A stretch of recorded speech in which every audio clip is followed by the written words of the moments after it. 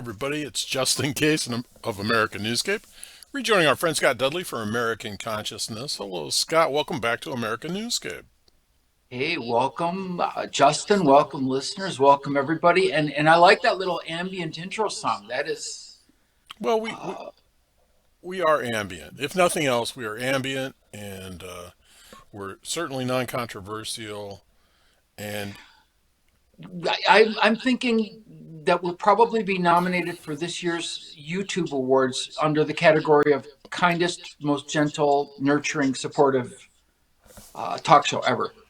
it could be, or the Kumbaya Award. Now, is this like Nickelodeon? Do we get green slime dropped all over us, or Most how does probably. YouTube handle their awards? They send you certificates. Nice. Yeah. So listeners, make sure and vote this year. When YouTube asks you what you think YouTube's doing fantastically, just mention us, drop the name, Well, and then yeah. let us know. We'll reverse promote you. Well, and everybody needs to understand. Scott and I are trying to be better because we got against community standards strike last week for last week's show. We didn't understand it, but we're accepting our punishment, I guess. So, Scott, enough of that. What do you got for us this week?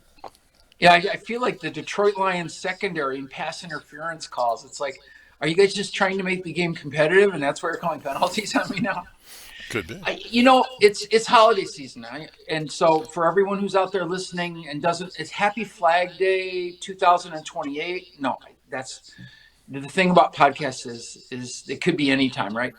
Absolutely.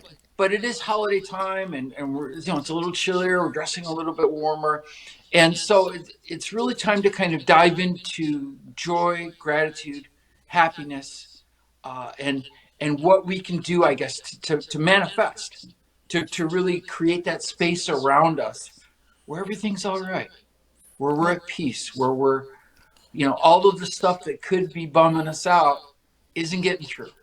And we've got this claim on okayness. All right. So how does that sound? I mean, how are you doing? Is this going to be useful for you, or are you one of those people that gets a little bit geared up at the holidays, or how how Well, how do you go into this season? I'm pretty calm and level-headed about the season because I've had many seasons.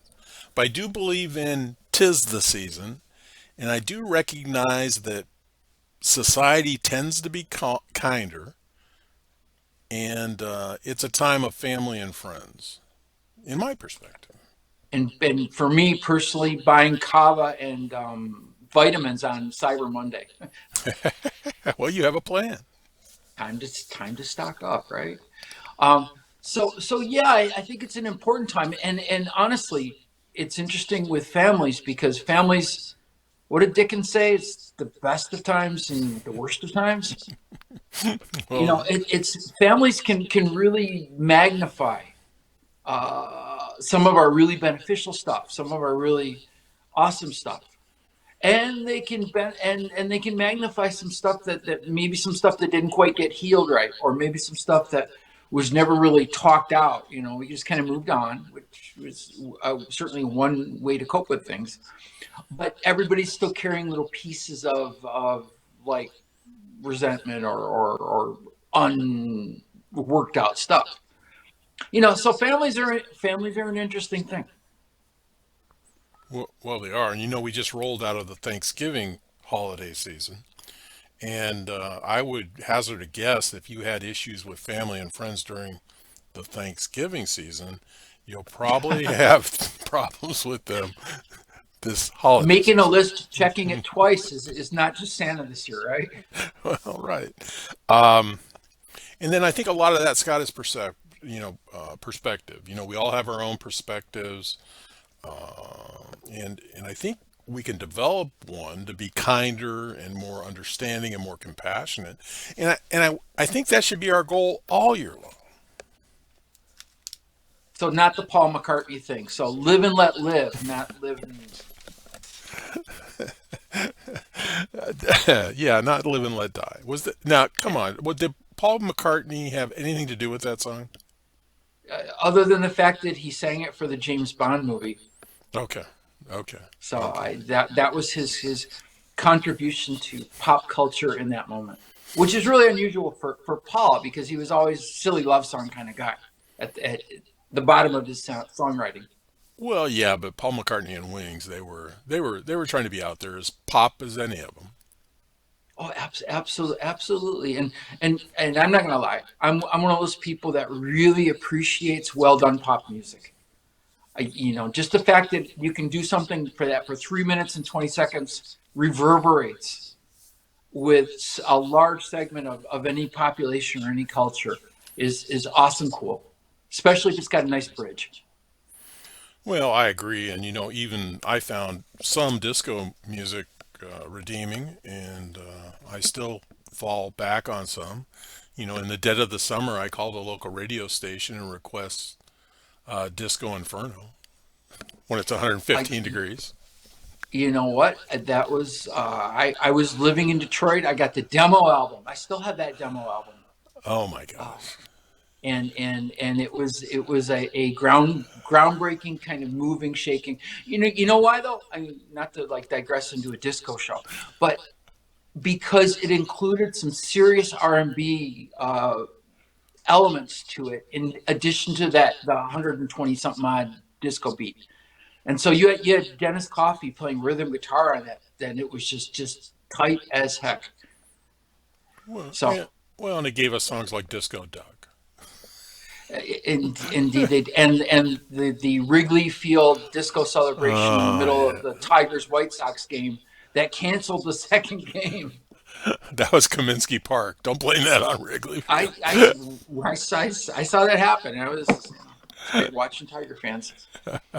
All right, so Okay. let's get to this personal space thing because it's you don't want to be dependent on the universe to line up everything in your favor.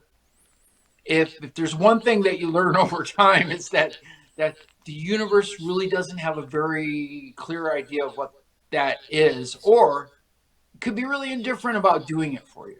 I'm Yes. not sure how that lands because I never get personal. I email the universe. I've texted it a couple times.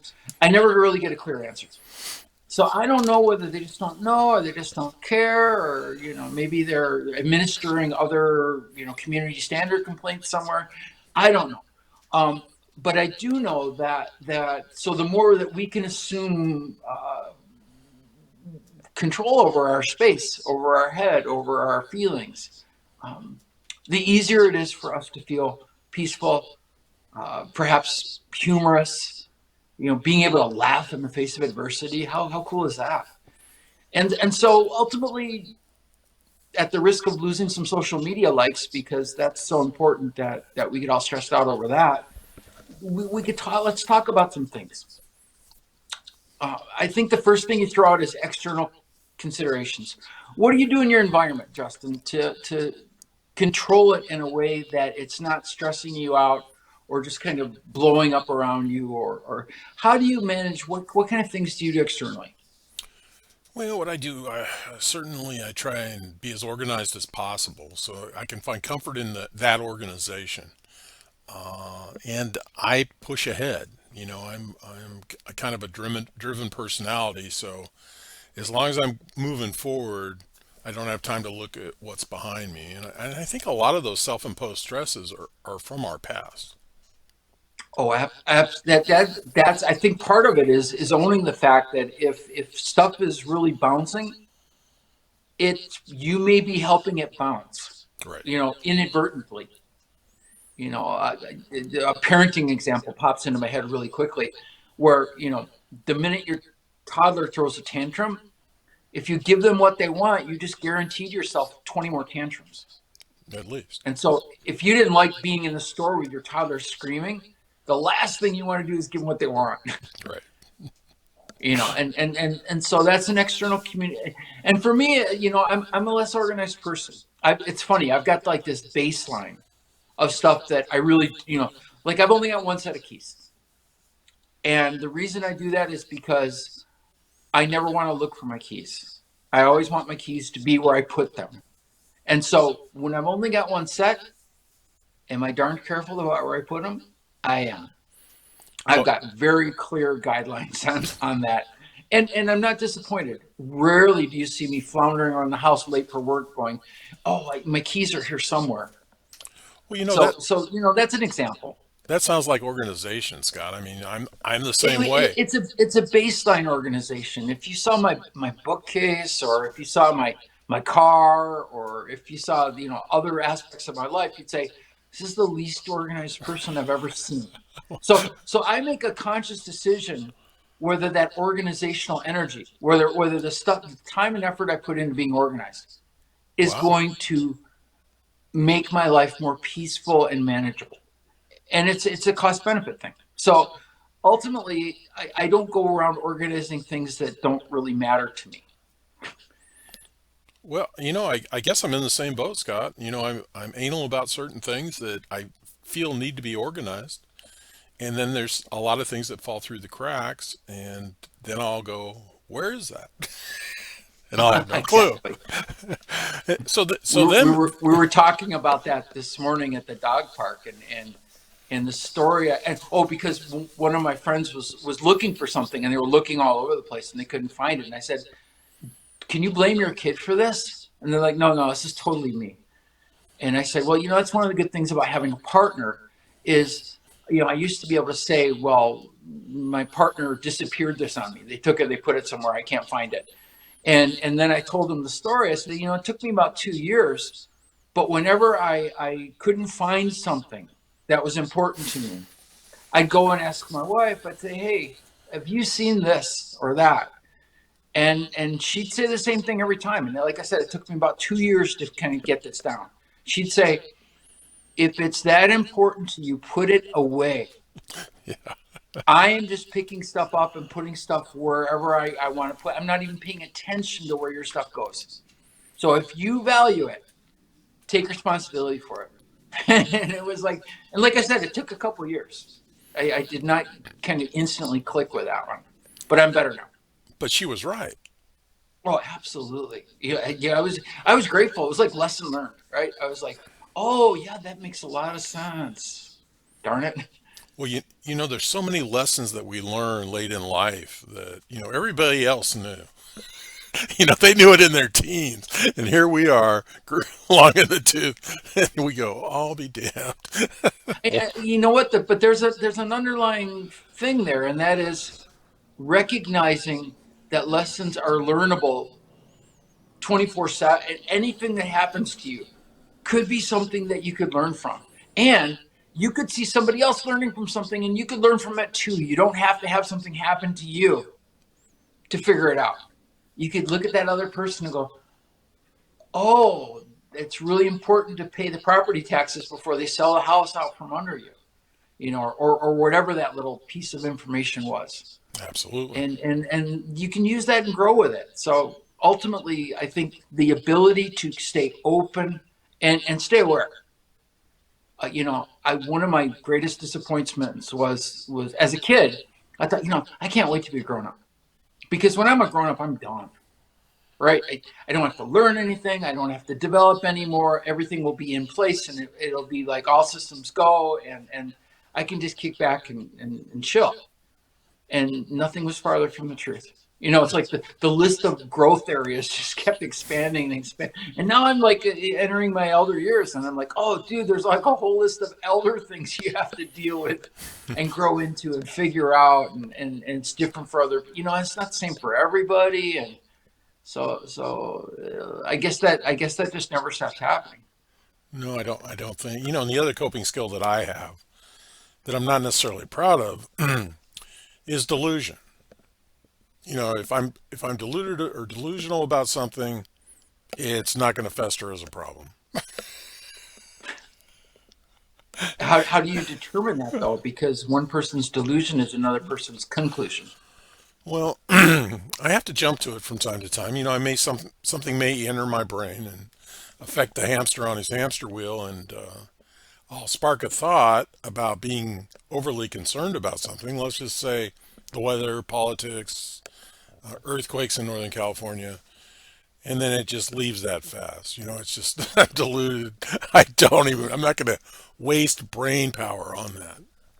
So once you realize you've hopped aboard a train that's not going to the destination of your choice, you just jump off. Well, absolutely. Well, I try to, yeah, and that's a good safety net for me. If we can't do anything about it, why worry about it? Does that take a little uh, personal growth and acknowledgement? Because maybe every train I get on is the right train because I'm right. I'm dialed in. I'm like a real rational human being with all these amazing powers of thought. So if I think this is important, it must be important. Is it hard to get to the point where you could say, you know what? Sometimes I'm as goofy as the day is long. Well, that would be an honest way to describe myself, but yeah, I think we grow into that comfort level. I mean, we should all be seeking some sort of inner peace with regard to this. When So we talk, the ability to release things that don't seem to be serving your peaceful interests or any other interests. well, it's just like having a toxic person in your life. Sometimes life gets a lot better when you can, I don't want to use the word shun, but just let them go. Just they become less important. Their opinions are less important. And that's gonna be your bucket of joy. That's gonna be a good moment in time. We did a show on ghosting as a youth phenomenon in social media, which it's basically, you know, you would just defriend somebody and block them without ever telling them. And when we did the show, I was laughing because it was like, oh, I've been doing this for years. Well, yeah, but see, Scott, I don't do that because if I'm going to defriend you, I'm going to tell you now it's time for me to defriend you. Yeah, I don't feel like I need to because it's almost like an invitation to discuss it. What? And honestly, I wouldn't do it easily. So I'm not like, the minute you pass gas in church, I'm not like okay, that's it, I'm done. Um, it's one of those things where it's like, oh, this is not helping my ability to maintain who I am. It's harming me now. Right. And at that point, it's like I really don't want to explain it to you because I don't want you to feel bad about it either. I don't want like you could be you, Oh and yeah. and I'm just going to accept that sometimes people being themselves means that they have a different life and different people, and it doesn't include me, and that's okay. No, I agree, but I do feel, for whatever reason, that I'm going to let them know. I'm not going to necessarily take a stance of superiority of opinion or anything like that. It's just that I need to divest myself of social interaction with them. Wait, And so I'm like the YouTube administrators who just like nails you without any sort of rationale or explanation or anything. And you're like the kind and gentle, caring friend who sits down and says, we need to talk about this. well, for those that don't understand, YouTube used to give you specifics of what was happening, but nowadays it's some of the most amazing gibberish I've ever seen. So it makes no sense, and there's no way to really contact them directly anymore. I assume if you're a major news network that's producing millions of views a day, then you probably have access. But at this point, You probably have a little bit of a higher standard too. yes, exactly. Right. So my concerns, they have the ability to be delusional about. They just don't care in the scheme of things. Yeah, I've run into that in various social media platforms that it's like they're like party foul, and I'm like, okay, what did I do?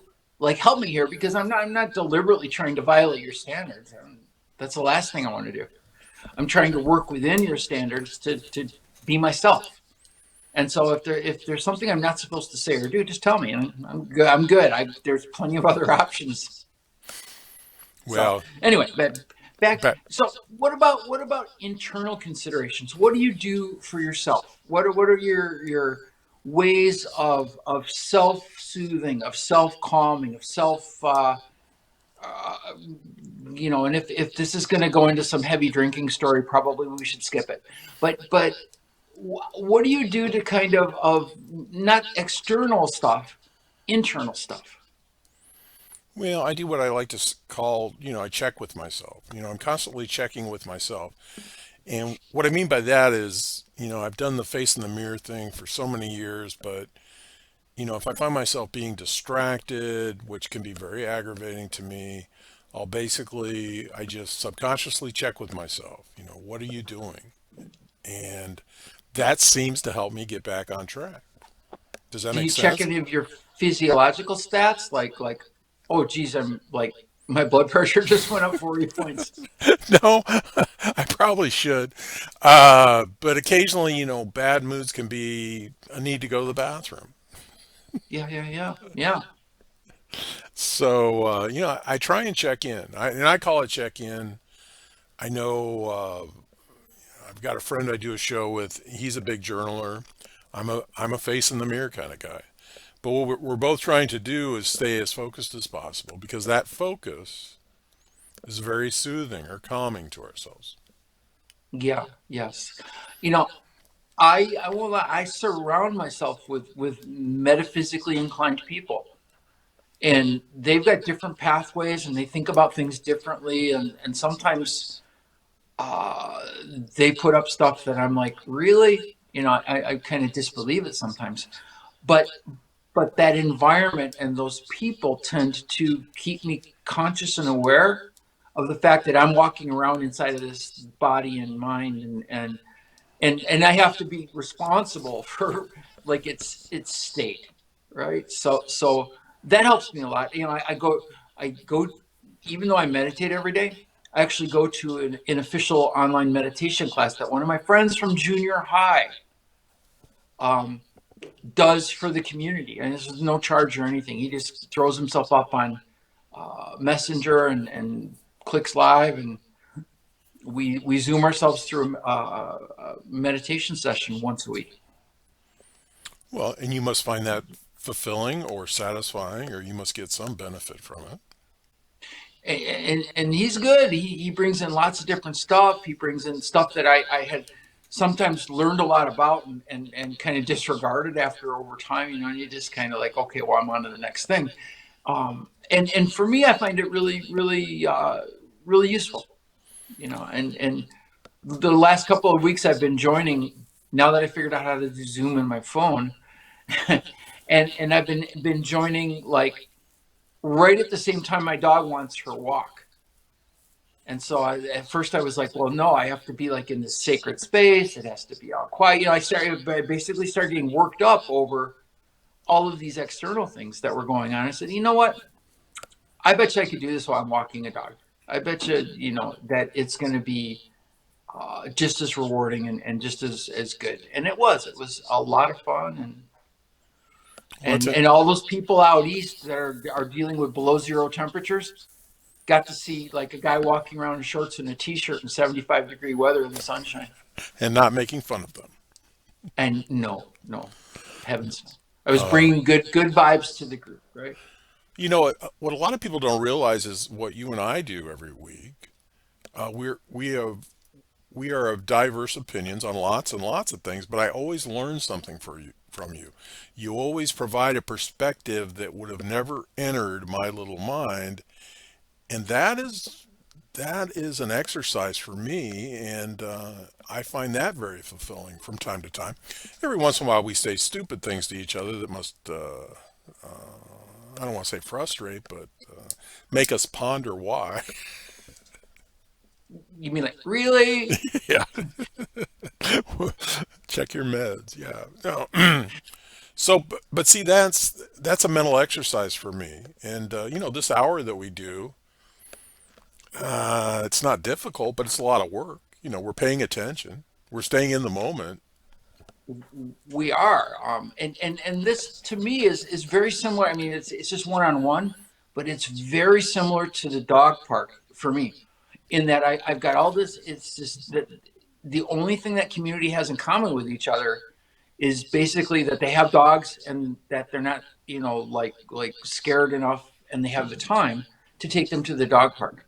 The dog park's not for everyone. There are people who are the dog park's a very stressful experience for them, and so it stresses the dog out as well. But there are people who like dogs and they want to meet strange dogs and they want their dogs to play with other dogs and they forgive some of the the trespasses that dogs make against other dogs because that's part of dogs relating to dogs, just like it is humans to humans. And that group of people gives me all of this kind of diversity of opinion. And it always gives me a chance to think about, my own silo, my own kind of like how I formulated this well thought out thought that's absolutely perfectly right and totally defensible. And anybody who doesn't believe it is wrong. And all of a sudden, I'm like, oh, maybe not. Yeah, but that's not who you are. You're not rigid. No, And no, you're I'm not. a Gemini Yeah. Well, I'm an who dreams about unicorns. Dreams about unicorns. Well, I'm an Aries, and that shouldn't surprise anybody. No, that does not. No, as a Gemini, I'm like, yeah, I could have probably guessed that one. Yeah, yeah, yeah. I used to believe in the zodiac till I wrote what the books had to say about my sign. Yeah, but interestingly enough, we are compatible. Aries and Gemini, good, good, good, good. Well, I think we're compatible for gray matter, and Well, because we're not trying to we're not competing for how we are. no, Aries are exactly. strong. Their leadership. They're got those big horns like the L.A. Rams. They just blow up through things, and they're really determined. Gemini float around, and so we're not ever trying to be that person. And but we float around in kind of, as you suggested earlier, like novel, interesting ways. And Oh, and absolutely. if we're doing our job right as Geminis, I mean, what did they name the new app that answers all of your questions on your new phone? Oh, they named it Gemini. Yes, indeed. And I'm like, you mean I'm Hmm. obsolete, right? Nobody's ever going to ask me anything again because their phone's going to do my job. Well, what are you going to do? So there are some people who grab this amazingly grounded place, and even sometimes an enlightened place that they totally leveled up on who they are as human beings. And in this world, that's kind of amazing because we've got so many distractions. We've got so many things pulling and pushing at us. We've got economics. We've got relationships. We've got jobs. We've got all these things that we have to do. And so the fact that some people can just be like, whoa, I'm here, everything's wonderful, and I'm at peace with myself and the world, is a real credit to them. So, but here's the question that we pulled to the dog park. Are those people completely fair to everybody else? So basically, can you be absolutely happy and full of joy and celebratory? Life is so marvelous, and I'm so glad to be a part of it. When 40,000 people in the world starve to death, when there's wars going on, when your neighbors are worried about what the next government's going to do, you know, with all of that stuff, that's just natural and normal. I mean, nature pulls no punches. Um, can a person be? Is a person entitled to that spot without guilt, without an obligation, without something out there? Question that Well, went to the dog park. well, I certainly have an answer, but no, absolutely, they're entitled to that space that they've created for themselves. I don't think they need to get mired down in everybody else's issues. What used to really amaze me in the late '70s. People hated the Krishnas. People hated the Moonies, and my first encounter They were a with a threat to the world order, sir. well, my first encounter with a Moonie was a beautiful young lady walking up to me, handed me a flower, and asked if she could kiss me, and she was a Moonie. And she was legit in that. I mean, it Yes, was there was a purity in her joy and love. yes, and it amazed me. And the Krishnas, I would watch the Krishnas parades, and, and I would find so much entertainment out of the happiness of those people, but other people around me just hated them. And it was like the first time I ever hung out with like legit Quakers, and I was like, Yes. you guys are just radiating peace. Yeah. But they were also inviting us in. So it wasn't like, I'm reminded of the Rolling Stones thing, hey, you get off of my cloud. And sometimes it feels like the people, like, I saw some of this in social media, like when people were like dealing with the new realities in society. And they were saying, hey, you know what? I'm healing. Stop hurting in my space.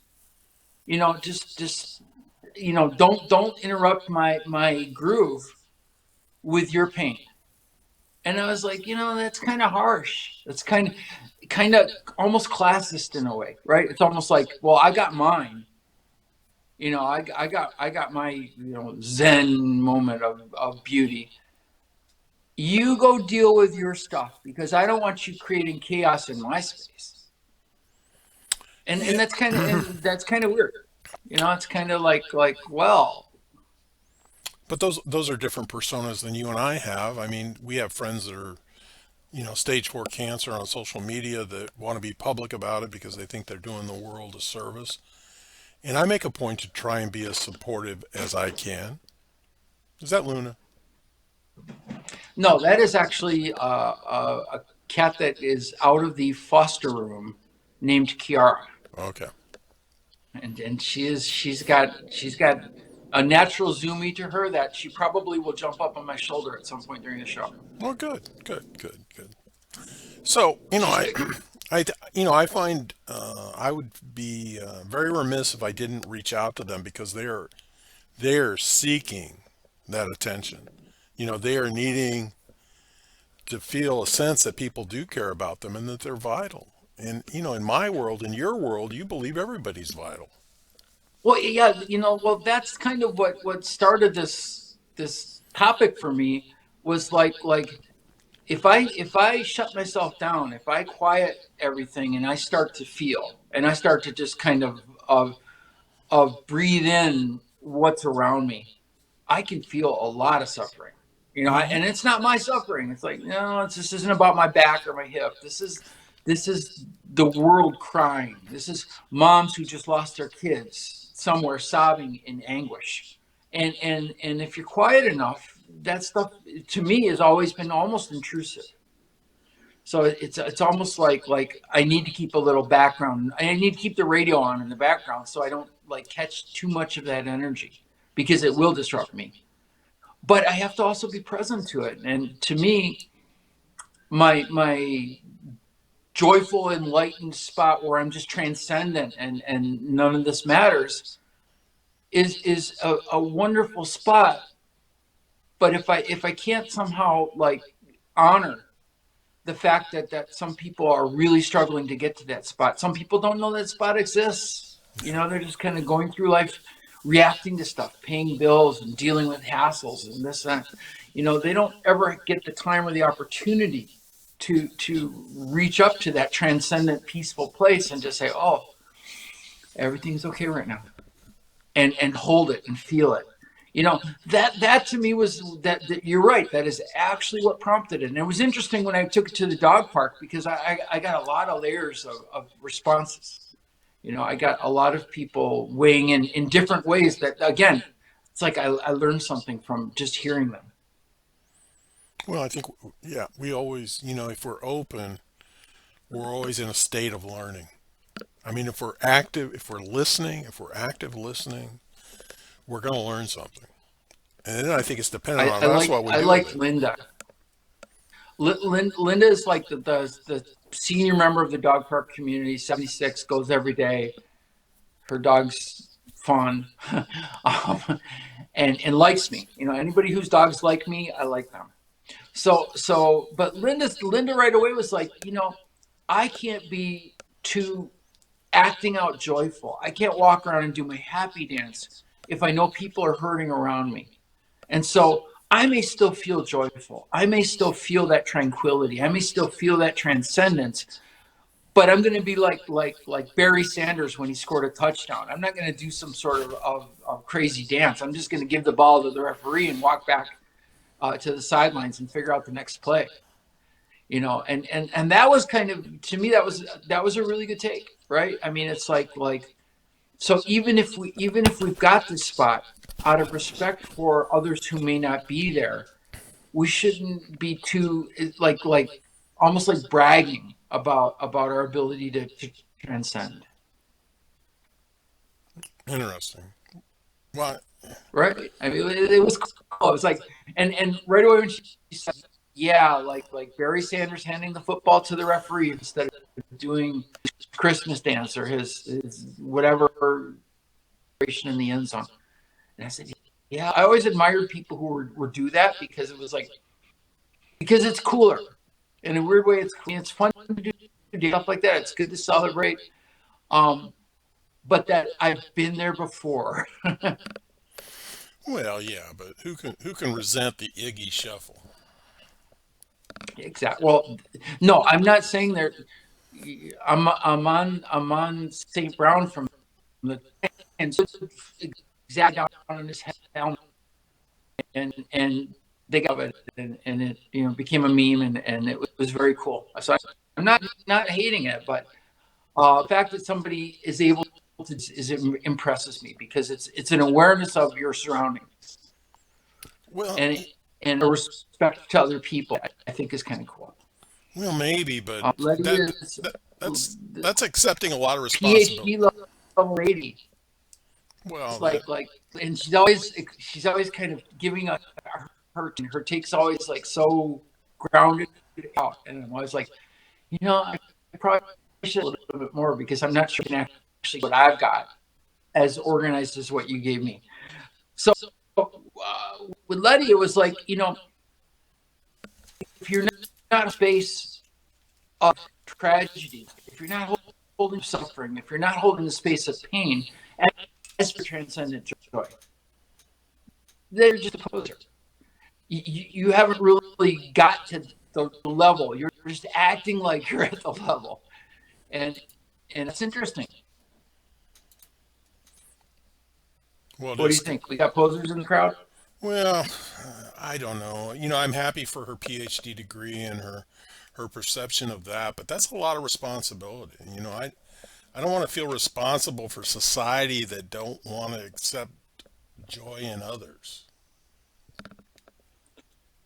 Right, but also to acknowledge none in others, and to realize that the world is light and dark and balanced and seething with all of this different types of energy, and to be able to sit in joy, to be able to calm and peace and transcendence, while holding that truth to be part of the world without having to shut it out, without having to say, well, I can do this, but only if I pretend or put blinders on or up my filter levels. How's my face today? Are the filter levels fully engaged here? No. Reasonable. And that to me, that's a really good point. It's like if your happiness is only because you filtered out all of the stuff that you weren't able to hold, then it probably, to me, still needs a little work, right? I mean, it's like, well, I'm glad you feel good right now. Is there a way to feel good and acknowledge the fact that there's a lot of pain, all around? Well, maybe I was hindered in my development when I had to sing along the song "If You're Happy and You Know It, Clap Your Hands." Or the Bobby McFarlane song, "Don't Worry, Be Happy," Be happy, yeah, or the Pharrell song, the happy song that he did. yeah, yeah, No, yeah, but okay, but kind of part of the interesting paradox. yeah. Oh, absolutely. Happiness is a wonderful thing, but the minute it gets commodified and put as a goal, then whenever you're not fully happy, you're it's like life is work, and then on the weekends you get to be happy. Well, now you're only happy every 7 days per week. and you've created this deficit model that you're always trying. Maybe it's a brand new pickup truck, maybe it's five girlfriends, maybe it's the Lions winning the Super Bowl, and now all of a sudden you set happiness up as this commodified standard, instead of just being able to kind of let it ease in and ease out, and to feel joy without necessarily being happy at all. Oh, absolutely. Yeah, I agree with you, Scott. I mean, there should be, you know, a joy to be alive. I mean, there should be a joy to be in the moment, to have this day. But I do understand that there's people that don't want to have this moment. There's people that don't want to have this day. And I don't know if I'm compassionate enough to worry about those people. Yeah. Well, you bring up an interesting point, right? Because some people are deliberately unhappy because it feeds some of their needs. There's Yes. there's a concept in mental health called secondary reinforcement, which is not a health opinion. Please don't take it as such. Yeah, um, exactly. but what it means is that if a person is, let's say, depressed. I've told this story a lot of times personally. It's like, I come from a long line of depressed people, and I tend to be that way. And people are like, well, why would you want to be depressed? I'm like, dude, if I'm depressed, I can stay home and watch TV all day long. And that's not a bad thing to me. I don't feel like I've somehow, like, my life's meaning has been disrupted. I feel like it's soothing, it's comforting, it's a warm blanket, it's hot cocoa, and so for me, depression is kind of like a useful tool to tell me that I need to self nurture. I need to take a deep breath. I need to stop and pay homage to the people who are starving to death, because I'm pulling that along without internally realizing it, and it's bumming me out. So to me, depression is really useful. Anxiety is really useful. Anxiety is just trying to save your life. So when you get nervous about stuff, it's that old, there's a bear in the woods, or there's a lion in the meadow, and if you don't, do something right now, stuff's going to really go bad. That's anxiety. And so if you don't honor that, like, it's okay, anxiety. This is just a red light that's making me 5 minutes late to work. It's not a lion in a meadow. I appreciate your concern. Now go back to bed. Yeah. It- Well, and that's, your career was based on assisting people, either, helping them through their anxiety and depression, and or helping define it. And, well, that's yeah, but totally and I divided. mean, for me personally, it ended up not being the enemy. The minute I identified those states as natural, normal states of caring, that the organism cares about itself enough to go through these like somewhat unpleasant or arduous types of states. The moment I came to peace with that, I came to peace with it. Right. Well, So now I can inhabit these states and be okay with it. And it's not like, well, oh, I need to run out, take a drink, or buy something new, or do anything else to solve the problem. It's not a problem. It's part of life. and I think that with maturity, we start to recognize these diverse personalities, makeup in people, like the tip of the spear, the person that goes into the fire to rescue the babies, and the people that run out of the fire and leave their babies behind. There's such a diversity of personalities and personas. The And it, people that run to their car and see if they got marshmallows in the back seat. oh, absolutely. Or the people that bake cookies on their dashboard in the heat of the summer. But there's just so many diverse people. That's what makes your former career so fascinating, because you're not dealing with a known science or a known product. I mean, we're all so different. Well, and that's why ultimately, at the end of the day, I think any sort of advice pathways are less than useful, Yes. because if personally, if I take somebody's advice, I've got a built-in out, because if it doesn't work, whose fault is it? Yeah, yeah, yeah. Oh, it's Justin's, because Justin told me this is, take these vitamins and you'll live forever. And now it doesn't work. It's like, well, I don't have to take responsibility for it anymore. And so advice giving really only helps the person who gives the advice. It lightens our burdens of conscience, right? Because honestly, we're trying to help. There's nothing really like awful about it. But for the person receiving the advice, it is less than useful. Well, the other show I do is Jerry Maldonado, and it's called Meatball Therapy, just because it's not therapy in itself. It's just he and I interacting with the tools that we use, the coping skills that we've developed. We're not giving people advice. We're just sharing the tools that we use. And the And that audience, that one hasn't been put in timeout yet, right? no, it hasn't yet, but the audience Knock on wood. it's built are people that are seeking that peer around the corner, that want to ghost the show for whatever purpose. And it's just like you and I, we provide very unique perspectives on things. And I think the audience that we're building find that either entertaining, enlightening, helpful, or comical. And next month, if it's just in time and Dot Scudley, well, that's just the way we're going to have to roll. Yeah, there you go. There you go. There you go. So, we'll change our IP address or something. I don't know how to defeat the. So, I reached out to a couple of.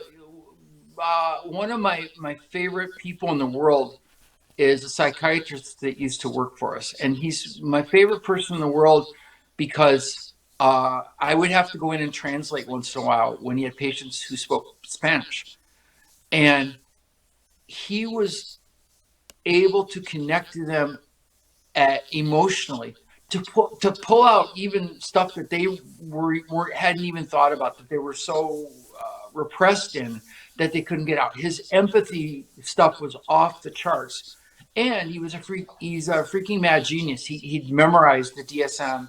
His work was just amazingly thorough, and I'm a fanboy. I love surrounding myself with people smarter than me, because there's nowhere to go but up. And he reached out to me, and I said, well, I'm working on this, doctor. What do you think? And he said, you know what?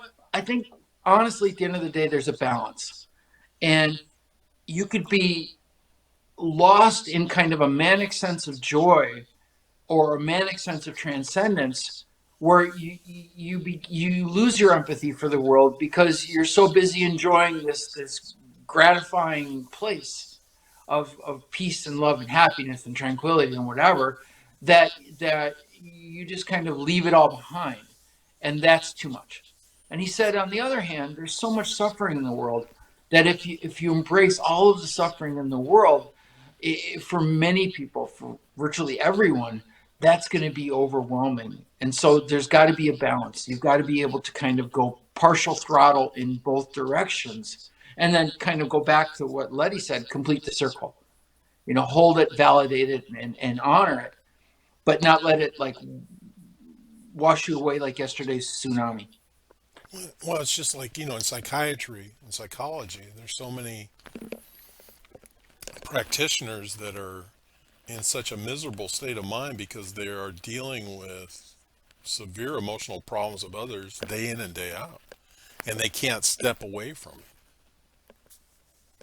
Yeah, no, indeed. One of my mom complaints, rest her soul, was that her career as a high school guidance counselor really led her to struggle sometimes as a parent, because every time she heard something, it was pathological. The only reason anybody ever told her anything, because it was causing a problem. And so if I was doing the same thing and it wasn't causing any problem, it was really hard for her to get that, because every time she'd ever heard it, it was problematic. So Well, and I kept trying. I think when maybe by the time I was 38 or so, I was able to coach her up on that and say, just because it's problematic for one person doesn't necessarily mean it's problematic for everyone. but most people have that same opinion as your mom, and you and I are gifted with not looking at the world that way. You know, my No, no, problem, no. When some my problems are not yours, and vice versa. Well, and when somebody cries, I'm like, did it help? There's there's no crying in And baseball. if it helped, then it was damn good. Then it Exactly. was worth every tear, because that's what crying is supposed to do. Crying is supposed to kind of wash it clean, wash it out. It's a way to express emotion. If you're crying every day and it's not helping, then we gotta, that may be something that needs a little support, Well, right? maybe, but you know, you talk about people that are angry all the time and people that are depressed all the time, and maybe if Secondary reinforcement. yeah, yeah, yeah. Again, if I come across people who tend to be that way, I don't feel super sorry for them, because it's self-imposed suffering. Yeah. And that's one of the tricks, that's one of the paradoxes of suffering, unfortunately, is you could be, you know, who's the guy, uh, knock who's there, floating in the ocean with no arms and no legs. You could be Bob, Yeah. you know, and not be suffering. So you could be in that horrific position that Bob is, or who's the guy with no arms and legs who's tacked up on the wall? Art.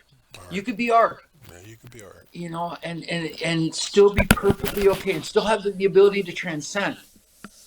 And that's kind of the paradox. But some people are maybe deliberately slowing their roll on that. Others, I think, are just like haven't awakened to it yet. Like, it never occurred to them that the pathway from suffering is an internal pathway. And if you go through some processes and you set up your insides and your outsides the right way, it doesn't matter what's happening in the world.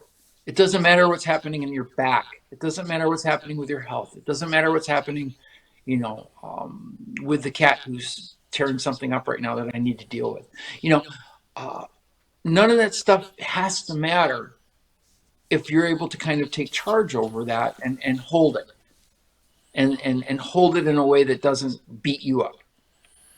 Well, and that's just that was your explanation was a little long. Mine would be perspective. You know, just can we alter your perspective? Can we get you through this? Yeah, yeah, yeah, absolutely. And I realize to some people that feels like they're being gaslit, right? It's like, well, you're just telling me to drop it all and be happy. Well, my every evening I'm watching my dad beat up my mom because he comes home drunk.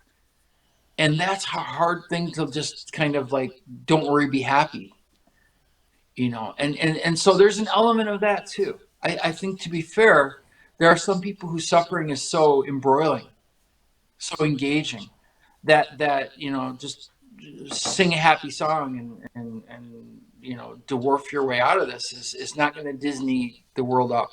The world's still going to be pretty ugly and pretty dangerous and pretty awful. Yeah, good And I point. want to honor those people. To me, that's where, when I go into my spot, those are the people I'm really uh, hoping for. I'm really thinking, I'll step out of my spot and coach you up anytime, because I really want everybody to be able to access, peaceful, kind, gentle places, because they exist. Well, and that's who you are, and that's a good thing. Yeah, I have one more guy to throw out there, and I'm going to make sure I get his name right. Jose Luis Soler is one of those people who just metaphysics his way through life. It's like he's always in the groove. He's always in various grooves. He's always looking up various people and studying their work. He shared a quote from a guy named Harry Alto. He's a Finnish guy who moved to Canada. And basically, that true bliss and love. So that spot, if you will, true bliss and love isn't in the attainment; it's in the sharing. And I was like, man, that hits home. I like that. And right on the heels of Thanksgiving, it's like, it's not what you have, it's what you give. It's not what you can get, it's what you can gift. And I thought, you know what, that is truly a nice little cap on the consideration. Because again, this is going to go a million different ways, and listeners are going to be able to make their own decisions, and life will trundle on.